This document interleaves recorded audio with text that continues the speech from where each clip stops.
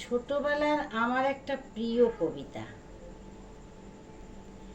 কুকুর আসিয়া এমন কামড় দিল পথিকের পায়ে, কামড়ের চোটে বিষ দাঁত ফুটে বিষ লেগে গেল তায়ে। ঘরে ফিরে এসে রাত্রে বেচারা বিষম ব্যথায় জাগে, মেয়েটি তারই সাথে হায় জাগে শিয়রের আগে। বাপের এসে বলে ভৎসনা ছলে, কপালে রাখিয়া হাত, তুমি কেন বাবা ছেড়ে দিলে তারে, তোমার কি নেই দাঁত?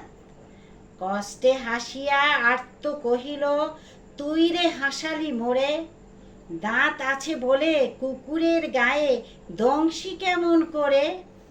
কুকুরের কাজ কুকুর করেছে, কামড় দিয়েছে পায়ে,